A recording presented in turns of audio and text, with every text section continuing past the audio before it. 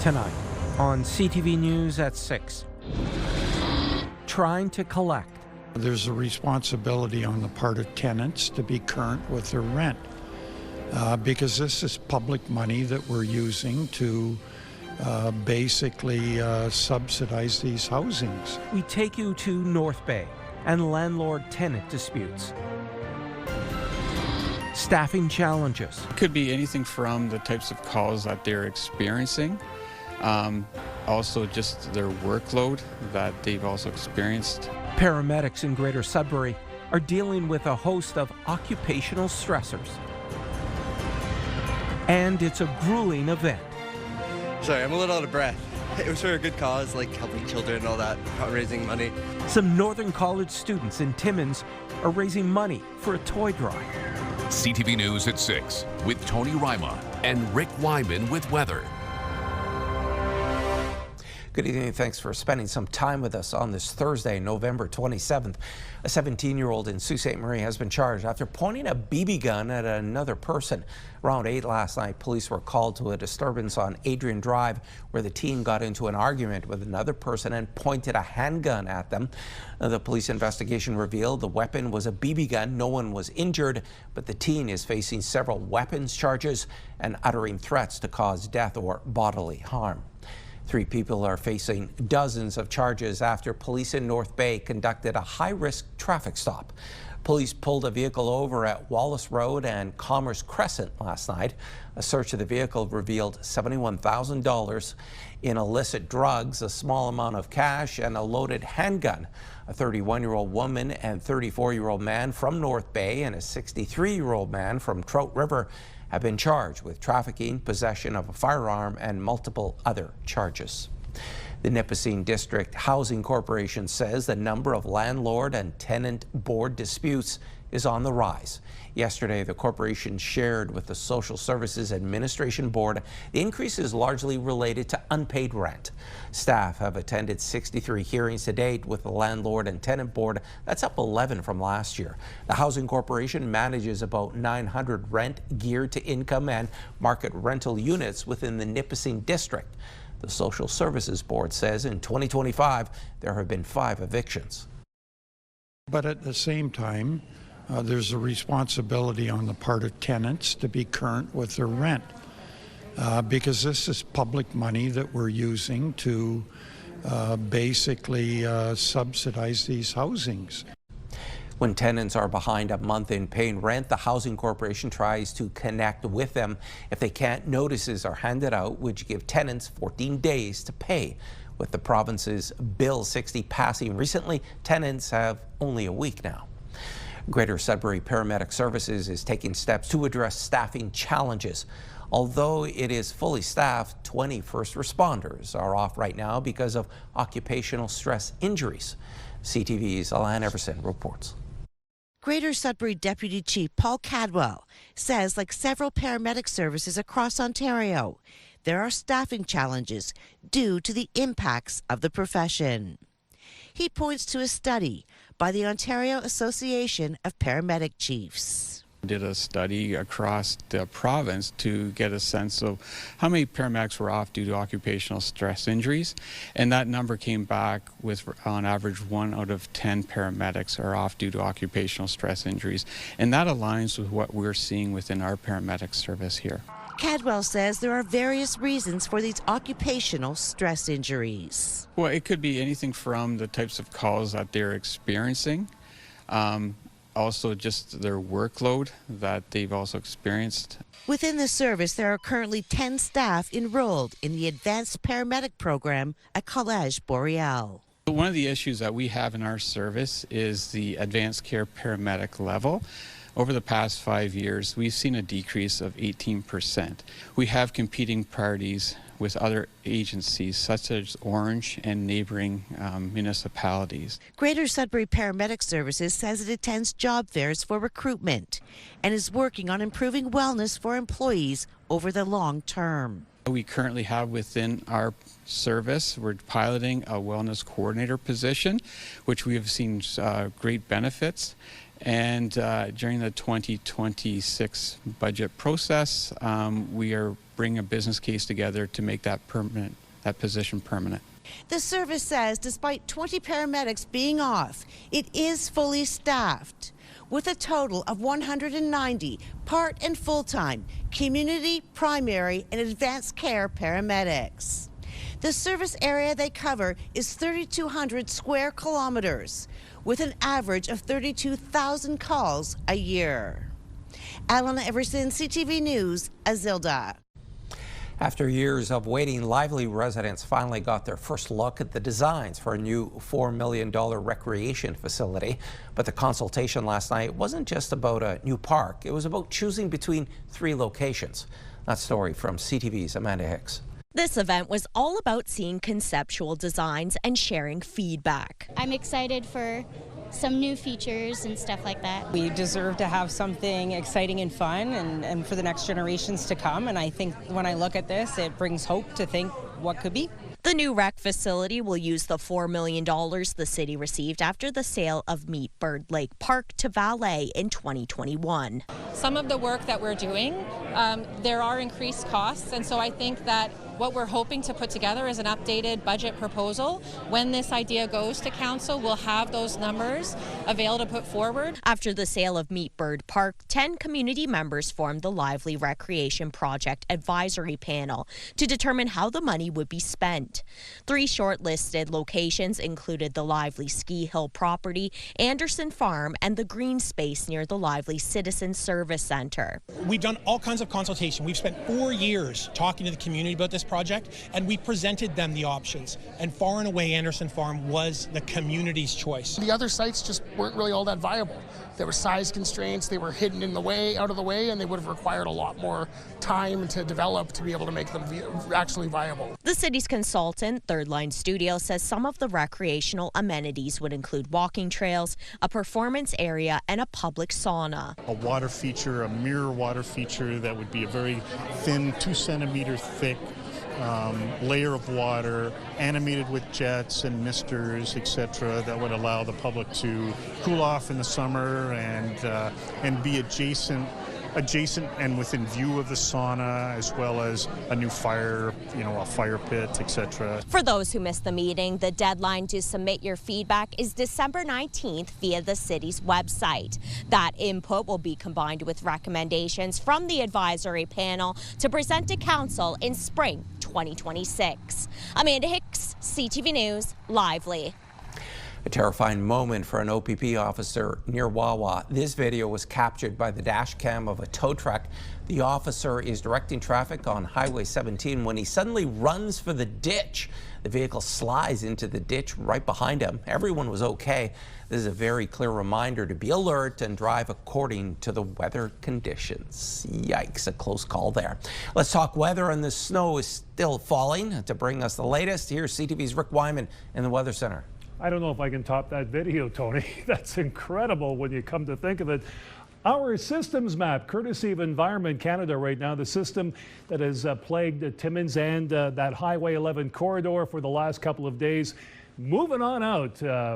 Well, actually easterly, southeasterly. And again, we've got some flurry activity in the forecast for tomorrow and some sunny breaks, but we also have some colder weather. We'll talk about that a little bit later on in the 7-day forecast as well, but at least residents in Timmins can start saying goodbye to all that snow. Tony? Thanks, Rick. Another development in the Ring of Fire.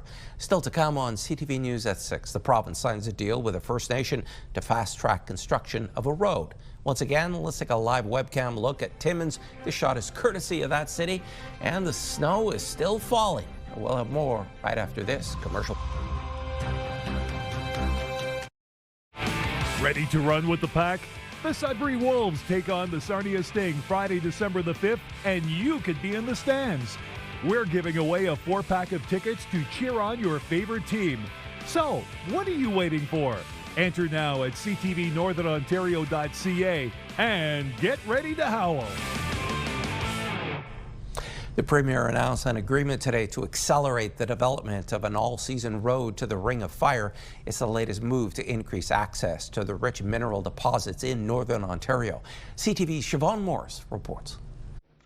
It's the second ceremonial signing this autumn, an agreement between Martin Falls First Nation and the Ford government to accelerate construction on a road to the mineral-rich Ring of Fire. I'm bound and determined, with the cooperation of the chief and council, we're going to change the young people's lives up there. The community more than 400 kilometers north of Thunder Bay will receive about $40 million, money for a community center and training. Immediate funding for the procurement of equipment and materials that would be transported this winter road season. There's also cash to rebuild the Martin Falls Airport terminal and pave its runway, a vital connection since, with the exception of about 6 weeks a year, it's the only way in or out. And that has a big detriment on our health. We cannot easily jump in a car and then ride down the street to make an appointment to the doctors. Martin Falls has to hand in its environmental assessment of the access road by February, with the cost of bringing supplies in by air soaring and the winter access road window melting away. We are willing to overcome what's happened in the past and build our community up and find a way to prosper together. The hope is to start construction on access roads for Martin Falls and Webequie First Nation this summer. That timeline depends on Ottawa eliminating duplicative processes. The Premier hints the Prime Minister could make an announcement on that soon. One project, one process. He understands it. We have to move. We have to move as quickly as possible. Siobhan Morris, CTV News. Two First Nations communities in remote Northern Ontario want the province to permanently protect a large swath of land from any future development. That story from CTV's Angela Gemmell. Under their own laws, Kitchener-Magoosup, Inanunawug, or KI, and Wapakika First Nations have already protected these 3 million hectares of land. Now they want the province to reciprocate. Land mass this size, it's to protect it for the future. The area, 600 kilometers north of Thunder Bay, is 48 times larger than the city of Toronto and includes intact boreal forest, wetlands, clean lakes, and healthy rivers. More than 3/4 of the land is already withdrawn from mining, but the communities say there are some mining developments on the outskirts. Our wish is these mining companies don't encroach on our withdrawn lands out of respect. This is our government that is declaring these withdrawn lands to be permanent. For those that are on the outskirts of our boundaries, just keep it there. KI and Wapakika want to have diplomatic talks with the province, but given that the government is currently working quickly to bring the Ring of Fire mining development to fruition, the communities say they're not sure if the province is interested in conservation efforts in far northern Ontario. Both governments sit down with this and iron out the details, how we want to protect our homeland and also the way we want to protect it. It's important that they come up and start this dialogue. But I want to make it clear. Nations such as Kitchener-Magoosup, Inanunawug, KI, and Webequie do have jurisdiction over their homelands. The conservation efforts by the two First Nations are supported by several environmental and wildlife organizations. That includes the Wildland League, which calls the area rare and globally significant. Angela Gemmell, CTV News, Sudbury. The federal government announced support yesterday for the steel and lumber sectors. We get more on the move and reaction from CTV's Amanda Hicks. Prime Minister Mark Carney is promising a 20% reduction in steel products from non-free trade agreement partners, a 50% reduction in freight rates for steel and lumber interprovincially, among other supports to bolster Canada's steel and lumber industries. The announcement has some in the North applauding the move. The Federation of Northern Ontario Municipalities President Dave Plourde writing in a statement yesterday. These measures acknowledge what Northern Ontario has long understood, that our steel and lumber sectors are national economic pillars. U.S. tariffs continue to destabilize communities across the North, and today's announcement provides needed tools to help our workers and industries adapt, compete, and grow. In Sault Ste. Marie, Mayor Matthew Shoemaker says the announcement is reassuring to community members, but doesn't solve the root problem. I think the thing that is going to create the most support is getting a tariff deal. There is no way of sugarcoating that. That will be what provides certainty to the industry. And so that needs to be the focus. According to the Ontario Forest Industry Association, last month the U.S. raised tariffs on lumber to 45%, threatening jobs across the country. In a news release, OFIA President and CEO Ian Dunn said these measures need to be accessible to the sector, and the urgency to get this done had never been greater. While Dunn encourages speed on these measures, he says Carney and the government have demonstrated that they will do what is necessary to protect the forest sector. Amanda Hicks, CTV News, Sudbury. All right, back now for a check on your current conditions. Once again, here's Rick. Forecast radar, Tony, right now in northeastern Ontario. That system leaving, and of course we'll get some flurries, some nicer weather over the course of the next couple of days. But first, let's check out some of our current conditions right now, beginning in Moosonee, as we always do. Some snow right now, -6. Snow in Cochrane, -11, -13 in Timmins, and Kapuskasing, -13 as well. Chapleau, 15. We've got -15 with the precipitation, -12 in Wawa. Again, some of those areas still being plagued by snow, heavy at times. Sault Ste. Marie, some light snow at -7. All these temperatures, by the way, with the wind chill in effect. Parry Sound at -7 with some precipitation. How about North Bay right now? -9. Temiskaming Shores, -10. And Kirkland Lake also at -10. Greater Sudbury, -10 degrees, overcast. Espanola, -10. Elliott Lake, -11. And Gore Bay, -10. We'll have a look at what's happening with our pick of the day and, of course, the 7-day forecast just minutes away. Thanks, Rick. There are plenty of challenges next on CTV News at 6. Several factors, including inflation, are driving up health costs across the country. Plus, human trafficking is on the rise. There are calls to strengthen national defense for women and children. Inflation is driving Canada's health spending to nearly $400 billion. And a new report suggests innovation is needed to address current challenges. CTV's Scott Hurst reports. Rising costs are a reality. Inflationary pressures, along with a growing and aging population, are stretching healthcare budgets, ultimately making it more expensive to just maintain current levels of care. A new report from the Canadian Institute for Health Information estimates that in 2025, healthcare spending in Canada will grow nearly 2 percentage points faster than the economy, reaching a projected $399 billion. That's a yearly increase of just over 4%. But even though health spending continues to rise, researchers suggest more spending alone will not solve the current challenges facing patients and healthcare providers. The bottom line, we're seeing growth in health spending, but a large part of that is going towards the cost of existing care, and it leaves little room for significant investments and change. Hospitals, physicians, and drugs remain the major areas of spending.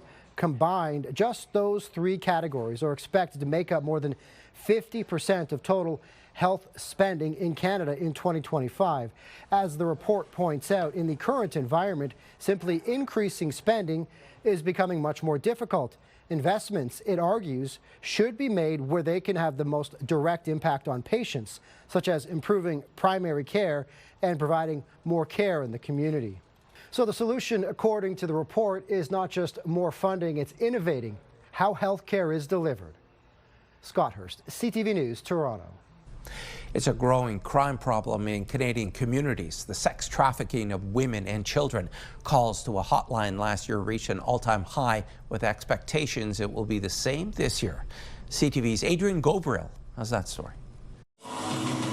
Forced into sex work, criminals preyed on Tamia Nagy's vulnerability. You work 20 hours days. You mainly perform sexual services. You could serve up to 10, 15 clients a day. I was lucky enough that I started out in a strip joint. Living in poverty in 1998 in Budapest, Hungary, as a 21-year-old, she traveled to Toronto after answering a newspaper ad posted for an overseas nanny. It was very clear in a very short period of time that the agency is not a real agency. It was an international human trafficking ring. The Canadian Human Trafficking Hotline received just over 5,100 calls in 2024, an all-time high, A similar number is expected by the end of this year as well. We need every province in Canada to adapt an anti-human trafficking strategy. Individuals aren't just being forced into the sex trade. The United Nations has called Canada's temporary worker program a breeding ground for contemporary slavery. They're using tactics like fear, intimidation, threats, sometimes physical violence and abuse. Families are also being warned of children being lured through direct messages while playing games on electronic devices. Young boys, they can also actually be trafficked. Just educate yourself. You don't think it makes a huge difference, but I'm telling you, knowledge is the key. Nagy was able to escape and has dedicated her life to save someone else from having to walk in her shoes. If you're watching this and believe that you may be a victim or you're concerned about the well-being of someone you know, please call the Canadian Human Trafficking Hotline or your local Victim Services Centre. Adrian Goverill, CTV News, Toronto. There's more news still ahead, but first, here's your full weather forecast with Rick, and you have some video to share with our viewers. Yes, Lydia Chu back in Timmins today managed to get some video of some of the accumulation, Tony. So let's have a look right now as we rolled out that video. Control room, anytime you're ready. That's Highway 101 East. And of course, we're also going to take a look at Lake Porcupine as well. So for those of you who didn't believe, this is what happened. This is earlier today. So Lydia, thanks for the great shots. And again, travel on Highway 101 and right across on Highway 11 affected by the snow. Lots of snow over the course of the last couple of days, but that all ends right now because that system is moving southeasterly. Overnight conditions in Greater Sudbury, a couple of centimeters of snow. Sault Ste. Marie, some squalls. Yes, snow squall warning in effect, 5 to 10 centimeters. Timmins, some snow once again. It's the last of the big snow, 5 to 10 centimeters. Temiskaming Shores, 2 centimeters, and North Bay, more of the same. In Moosonee, 10 to 15 centimeters for this evening, 5 to 10 in Caphurst. Chance of flurries in Wawa, Gore Bay, and Parry Sound with a couple of centimeters. So once we get rid of all the systems in the northeast, we can settle down and enjoy some nicer weather. Sudbury Nickel Belt, chance of flurries tomorrow, sunshine Saturday, periods of snow Sunday and Monday, sunny skies before a couple of days of the chance of flurries. Meanwhile, Sault Ste. Marie, Algoma, snow squalls again continue. Chance of flurries 60%. Chance of flurries again for Saturday. Periods of snow Sunday. Flurry activity Monday, Tuesday, and Wednesday.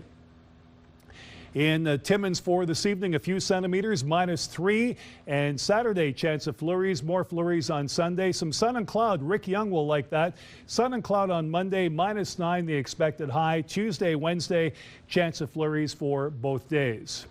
Temiskaming Shores and Kirkland Lake, chance of flurries for tomorrow, -4, -6 on Saturday. Some sun and cloud. Periods of snow Sunday. Monday, we've got sunshine and -9, chance of flurries both days, Tuesday and Wednesday. So again, the temperatures, take a look at some of these temperatures right now. It's going to get colder over the course of the next few days, -14 Saturday, -19 Sunday, -12. Then again, dropping down to -19 and -17 in a week's time. Winter is here. North Bay, West Nipissing, here we go tomorrow. Chance of flurries, and again, Saturday, some sunny skies, periods of snow on Sunday. Now we've got periods of snow right across the northeast, so we'll get varying amounts on that day anyway. Monday, some sunshine and chance of flurries for a couple of days. So get ready for a bit of a break in the action in some communities across the northeast. Pick of the daytime from Dino Buttazzoni.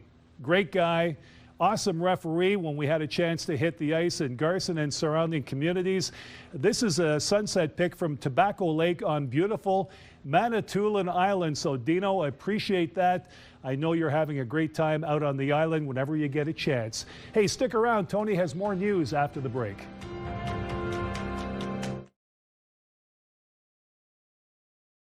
It's hard to miss them. Maybe you've seen the ads on television or on social media. Stores are offering Black Friday deals or even pre-Black Friday discounts.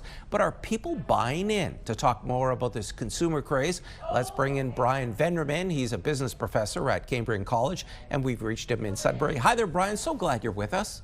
Thank you, Tony. Nice to be here. What is your take on Black Friday deals and how companies or businesses are approaching this buying season? Well, you know, it's not Black Friday. For the last couple of years, it's like Black Friday month. Everybody's trying to get a piece of the action, and this year is no different. But I'm viewing it a little different twist this year.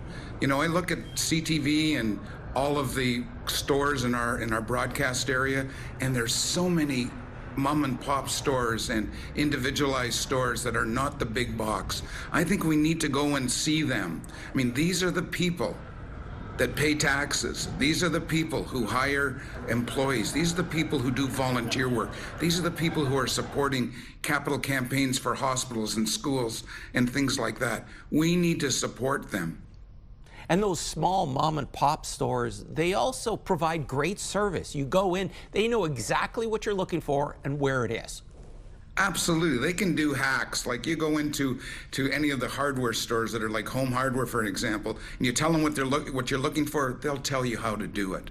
But the whole idea is they are merchandising, they are buying for this season. Their staff is trained on the products, and as you say, they deliver great customer service.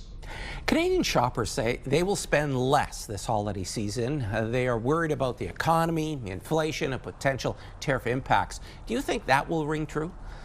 Absolutely. I mean, I hear the tariff word all along, every place I go. I'm not sure everybody understands it, but the point is, once there's a fear, what do? And then why wouldn't you want to support your local economy? Do you think, in light of everything that is happening with our U.S. neighbor, that we're becoming more insulated? Also, we're reflecting on family a little bit more than when we used to? If that's the case, I think it's a good problem to have. I know that we are looking at family more often in terms of even gift giving. It's not as so many as individual gifts, but what can we do as a family experience? But I also think that we have so much pride in our country. We should be supporting our country. Who cares what's going on in the world? Let's celebrate the people that we see every day, the people who coach our kids on ringette teams and hockey teams, the people who sit on boards to help direct not-for-profits, etc. It's time that we let them earn the right to our business. Those people certainly make a difference in our community, our province, and our country. Brian, thanks so much for your time. Take care. Always a pleasure. Thank you, Tony. Merry Christmas. Merry Christmas to you too. Brian Venderman was our guest, and to see more stories about the economy and holiday shopping, head to our website, CTVNewsNorthernOntario.ca. While you're looking for the best deals, be aware that some are looking to scam you out of your money. As CTV's Pat Foran explains, be careful if you get a call from someone claiming there are false charges on your credit card. It was a phone call out of the blue from someone claiming to be from Amazon. They said there was a charge on my credit card for a new iPhone. Your transaction page. Press 1 now to report this transaction, or 2 to authorize this order. Thank you for reaching out to Amazon. How can I help you? Oh, hi. I just got a call that said there's a problem with a credit card and an Amazon order. Yes, sir. There is a purchase for iPhone 13, which cost you $749. So is that you who made that purchase? No, I didn't do that. I didn't make that purchase. Okay, so I believe that you like to cancel the charges. Yeah, I want to cancel the charges. I didn't buy that phone. Okay, now I just want you to look for the application name App Store over there, sir. APP App STORE. App Store. You want me to go to the App Store? Yes, open the App Store, sir. The scammer wanted me to download an app that would allow them to take over my phone. They would have remote access to my banking, email, and basically everything on my phone. What the hackers and the fraudsters are trying to do is to get you to download an app from the App Store that allows for remote desktop connections. I strung the scammer along as she tried to get me to download the application. Okay, I got it open. Tap on it and tell me what do you see on their screen. Okay, but will that let you take over my phone?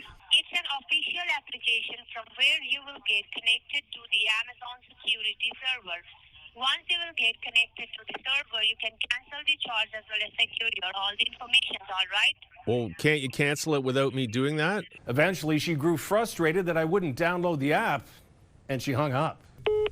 Ritesh Kotek says if a scammer uses an app to gain control of your phone, they have access to everything on it. And if fraudsters and hackers are able to gain access to it, they essentially have access to your entire life, all your transactions, and all of your data. If you get a suspicious phone call like this, hang up and never download apps that grant access to your phone.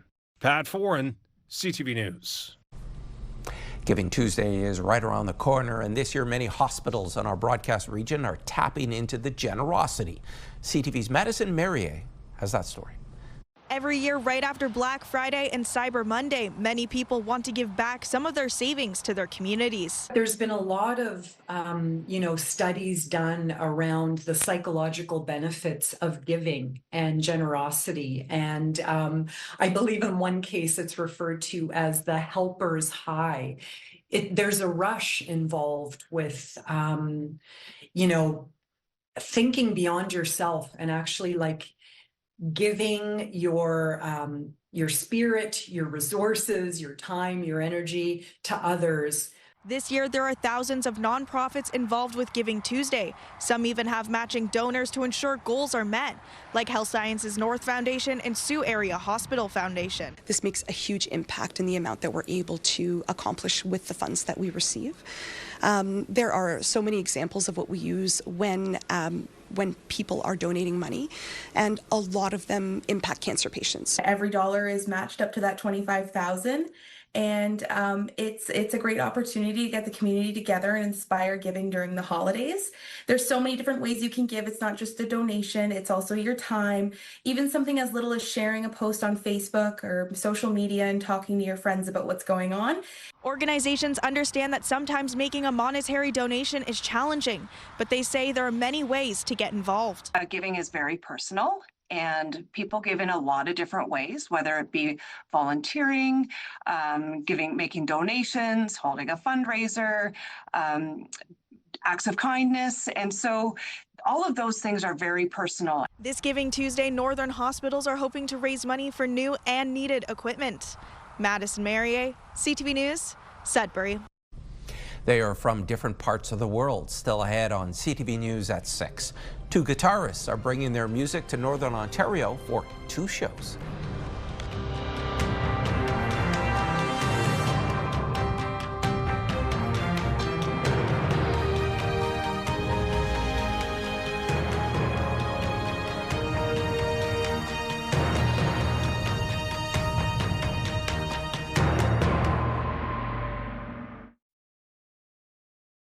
Clothing provided by Laura, Melanie Lynn.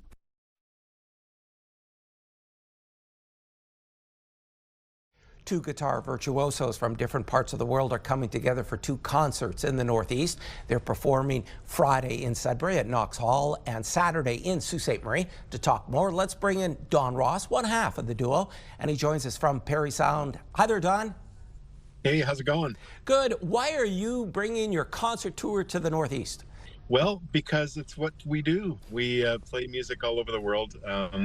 I've had a long solo career, like the last 35 years or so. And then my tour partner from Germany, Julie, has been touring in Germany for the last 15 years. And now she's branching out much more internationally since we started working together. So we started touring together about 2 years ago. And we have such a blast that it's been a real nice change of pace for me to actually collaborate and to tour with somebody I get along great with, and so yeah, we've played 6-7 countries the last little while together, so it's been a good time. Tell us about Julie Malia. How did you two meet? She posted a really wonderful performance video. So I knew a little bit about her because I think we were friends on Facebook. Yeah, that must be right. Because what happened was I knew that she was a guitar player from Germany, but I didn't know much more than that. And then I was just on Facebook looking at a music video by another artist. I can't even remember which artist it was. And then the algorithm just spat another video at me. And I guess it was, they send you videos that friends upload. And so since we were friends on Facebook, I saw this video and I saw that it was going to be an interpretation of a piece by a guy named Ralph Towner, who's one of my favorite composer guitarists, a legendary guy. And I thought, oh, well, if she's any good, this should be really interesting. And then the performance was spot on amazing. It was just so beautiful. I watched it about 6 times in a row. I couldn't stop watching it. So I shared it on my Facebook, and then word got to her, and then she contacted me and said, hey, I'm finishing up an album. Would you be interested in collaborating? So we ended up collaborating on a tune on her last album, and the rest is history. Don, one final question for you. You also compose for video games, film, and television. What's that process like?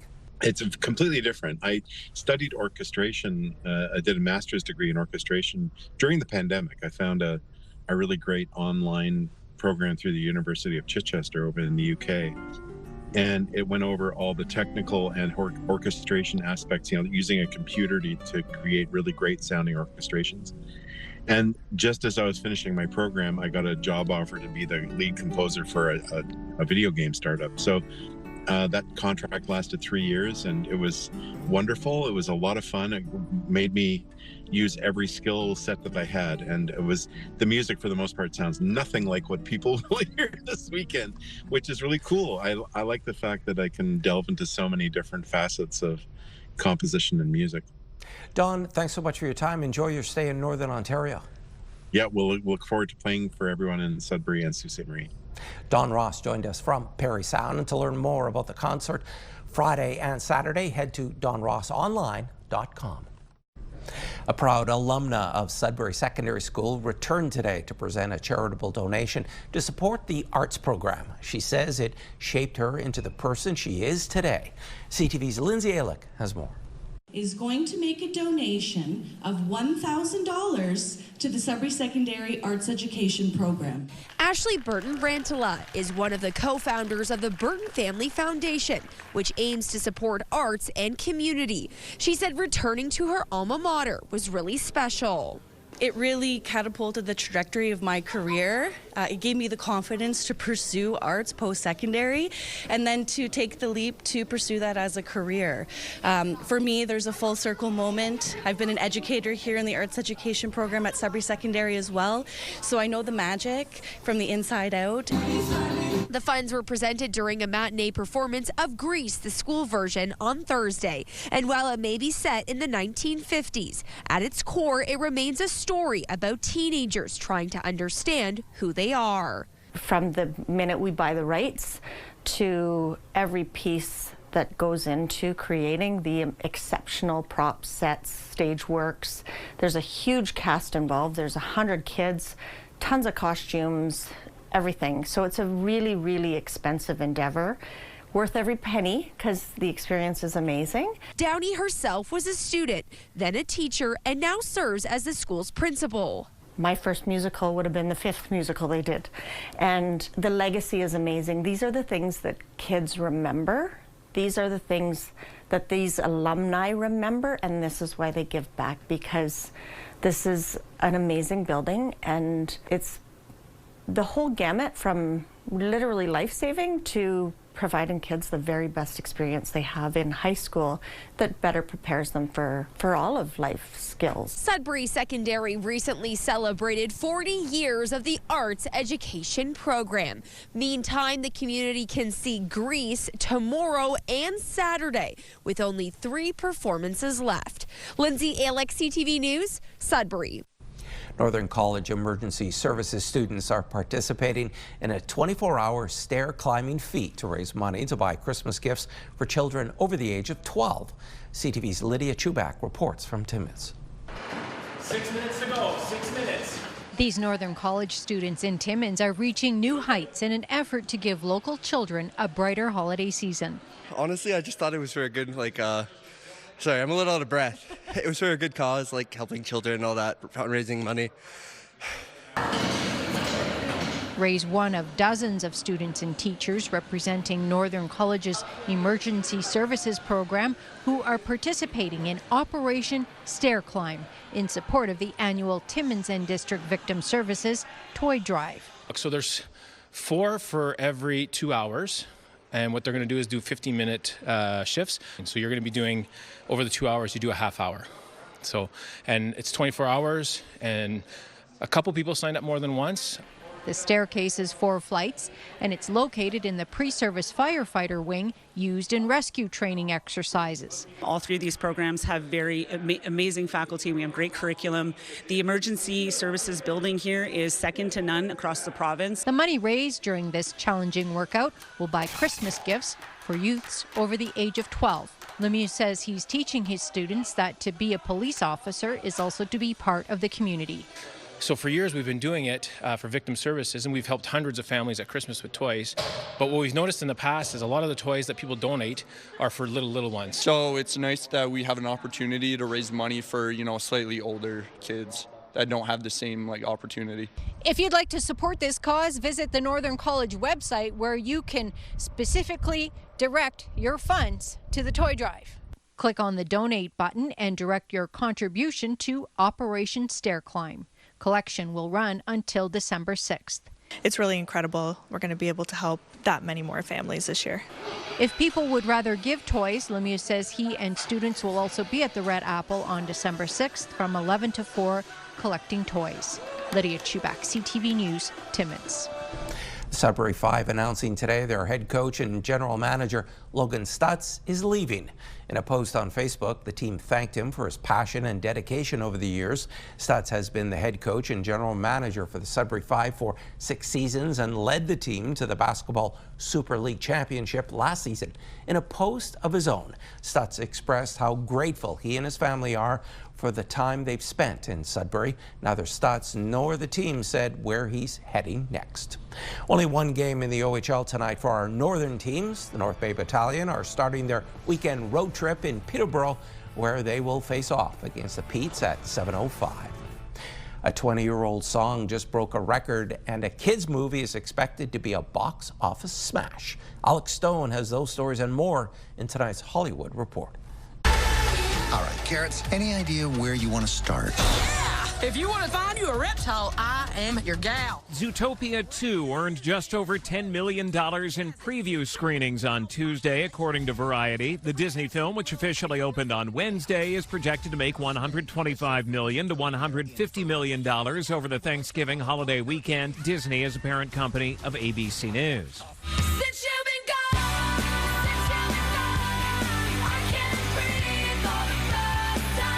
Kelly Clarkson has just scored a spot in the Spotify Billions Club. Her Grammy Award-winning 2004 hit, Since You've Been Gone, is her first song to reach 1 billion streams on the platform. Record Store Black Friday returns tomorrow and will feature 170 exclusive releases at independent record stores across the country, including first-ever vinyl releases from Tom Petty and the Heartbreakers, Fleetwood Mac, and 2 new releases from Bob Dylan. For the full list of releases and participating stores, visit recordstoreday.com. And happy birthday to Bill Nye the Science Guy. He turned 70 today. That's what's happening in Hollywood. I'm Alex Stone. This week marks 3 years since the release of ChatGPT. What concerns me is that we're 3 years in and we're still talking about some of the original problems, which include hallucinations and includes bias. And where is this information coming from and where is it being scraped from as well? We also have very few people at the helm of some of this technology. So Sam Altman has sort of changed course on the way. He originally started this as a non-for-profit, and now there's rumors of this company going public. Research suggests roughly 20% of Canadians have used ChatGPT. The tool is considered a game changer, ushering in a new period of artificial intelligence. U.S. markets are closed today for American Thanksgiving. In Canada, commodity stocks did well, benefiting from new support from Ottawa. BNN Bloomberg's Morella Fernandez has more on that. Key Canadian steel and lumber stocks did well today after the Prime Minister's announcement. Shares of steelmaker Algoma got a 4% bump. The boost comes a day after the Prime Minister announced added assistance for the steel industry. It's been dragged down by American duties. Ottawa will now tariff steel derivative products coming into the country and limit imports of steel. Interfor shares gained over 3% today. It's a lumber products company. Ottawa has added more financial help for that sector as well. Here are the closing numbers for the day. The Canadian dollar is down slightly to 71.27. West Texas Intermediate crude is up to 59.10. Western Canadian Select is up to 45.96. And the TSX gained 16 points today, but enough for another record close at 31,196. Those are your business headlines. I'm Morella Fernandez. Here are the current prices for some key commodities we watch. Gold down $6.40, closing the day at $41.5749 US an ounce. Silver up 4 cents to end the day at $53.39. Copper moved forward a penny, and nickel up a penny, ending the day at $6.61 US a pound. And Rick is back now for one last look at your Friday weather. Okay, all the stormy weather that we've experienced in northeastern Ontario and Timmins, you know what I'm talking about. It all ends this evening and overnight. So let's take a look at what you can expect tomorrow. -4 in Greater Sudbury, chance of flurries, couple of centimeters of snow in Timmins for tomorrow. A chance of flurries in Sault Ste. Marie as well, with a high of -1. Meanwhile, in North Bay, chance of flurries -3, -2 in Parry Sound. Chance of flurries and more flurry activity. Active weather in Temiskaming Shores at -4. Tony? Thanks, Rick. And finally tonight, never mind the Macy's parade in New York. Detroit celebrates U.S. Thanksgiving with a parade tradition all its own. The Big Head Corps. The huge papier-mâché heads have been a part of this parade since its founding in 1924. The latest addition to the Corps, Michigan native and Detroit Tigers legend Kirk Gibson, right there. The parade company boasts a collection of over 300 big heads, including the likes of Tom Selleck, Aretha Franklin, and Henry Ford. While over 300 big heads are in the collection, only about half participate in the parade annually. It's pretty impressive.